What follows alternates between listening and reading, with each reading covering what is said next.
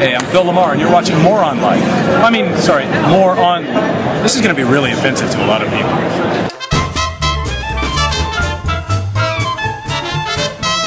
We're here with Billy and David from Futurama, Bender's Game.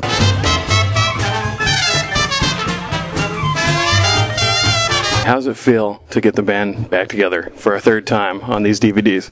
It felt like none of us ever did anything else, you know, even though there was that long period of time where I hadn't seen anybody. It was just great because we're really like a family, you know. I mean, we in fact, I'm hoping that John will do my laundry as I leave my socks all over because he's like the dad. I got it. And thanks, man. Everything fell right into place. The voices, you know, the style, and we were having probably more fun because these were 88 minutes, you know, as opposed to like going and recording half an hour.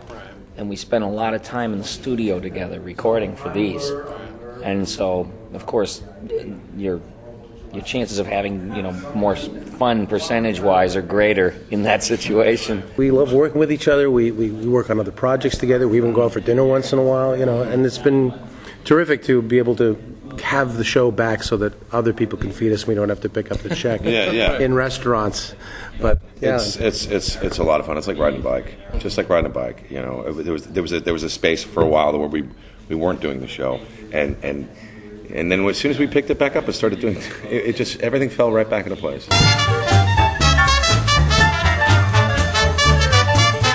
Now, is this a standalone episode, or is this are all the DVDs that you've been releasing have an ongoing storyline that we could all pitch in? This third one, the third and the fourth ones are totally standalone. The first two had a tenuous link between them for any of your viewers who saw the first two. You certainly did not need to see the first one to see the second one. We just ended the first one with a big catastrophe. Again, I'm going to avoid giving away specifics. And we started the second one by saying this big catastrophe happened, and so that's the only thing you have to know. We recapped in the opening 1 second of the second one. So a little bit of loose continuity in the first two. These third and fourth totally standalone. We get to tell more story in the movie form, even though it's eventually broken up into 4 individual episodes on now Comedy Central is airing it.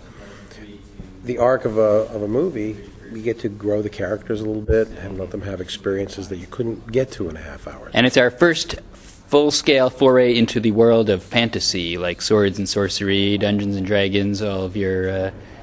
well, as you can see in this picture right here, we're going to get to see the fantasy versions of all of our characters. And it was shocking to me as a writer on the show that we haven't done this before, because it's kind of right up the middle of, I would say, of the interests of all the writers and I think the fans of the show. So to me, this is probably the most exciting of the three. And in this one, you know, it starts out as one kind of movie. In Bender's Game, it starts out as one kind of movie, and you don't know where it's going. And then midway through, there's this big change that happens that I can't tip to you, except for the fact that Leela's a centaur. And Bender's a knight. But other than that, I can't tell you much. Yeah. But it starts out as one kind of, you know, like a regular Futurama storyline, and then boom.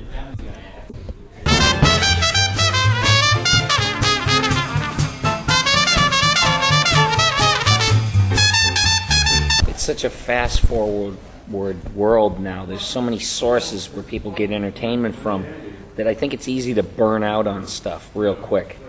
And, you know, on to the next. It's like, I just went through that piece of Tinder. Now I'm fixated on something else. And Futurama seemed to have this life that just kind of was there, you know, not attached to anything, but just this beating heart, you know.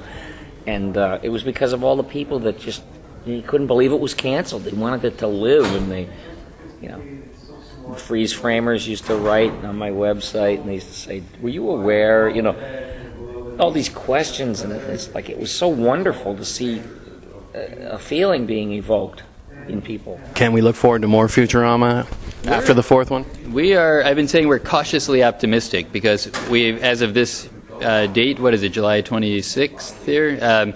We haven't heard anything from Fox one way or the other. I think they're studying the results. But what we have heard is that the sales have exceeded or even greatly exceeded their expectations. So, you know, it's been nothing but good news as far as we know. So if that's what they were waiting to see, then I think they have good evidence to pick us up for some more. And I hope it'll be episodes, DVDs, feature film. Bender's Game, is this a Bender-centric kind of fun Bender movie? Yeah.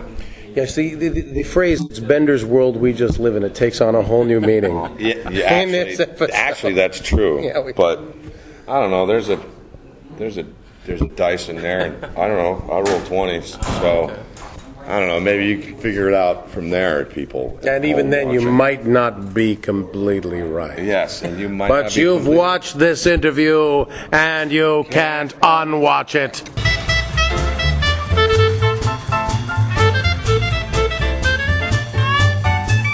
Hello, everyone. This is Zap Brannigan, master of time, space, and everything else in between. And, winner of this year's Modesty Award. Duh.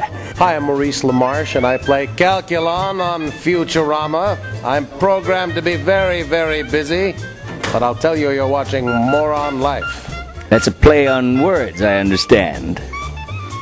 So, in other words, you're saying that people watch this show and they are maybe morons. Kif? Moron Life. That's a really good thing. I'm John DiMaggio. I play the voice of Bender and other characters on Futurama, and you're all morons. All of you. Have you got an extra go-to 10 line? Sorry. Oh, Calculon.